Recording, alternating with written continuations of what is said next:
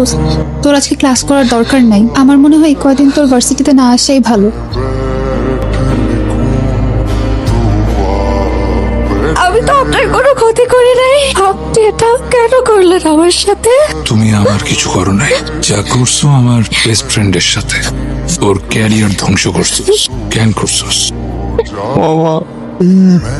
Sorry, এই দাঁড়ান, আপনি আমাকে ইচ্ছে করে ধাক্কা মারছেন। সরি বলতেছেন ইচ্ছে করে ধাক্কা মেরে? আমি আপনাকে দেখিনি। দেখিনি মানে? আমি দেখলাম আপনি আমাকে ইচ্ছে করে ধাক্কা মারছেন। কোথায়? আমি তো ফোনে কাজ করছি। ফোনে কাজ করছিলাম মানে? কিরম না, কি হয়েছে? বাবা দেখো, এই লোকটা আমাকে ইচ্ছে করে ধাক্কা মারছে, আমাকে বাজে ইঙ্গিত না না করছে। আঙ্কেল, আমি খেয়াল করিনি। আমার কথা শুনেন, আঙ্কেল, আমি করিনি। আমার মেয়ের গায়ে ওই লোক আমার শুধু শুধু পিটাইছে।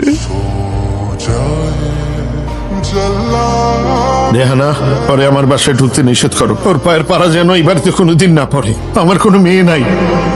ওর আগে যদি আমার মৃত্যু হয়, আমার মৃত্যুর খবরটাও যেন ও না পায়।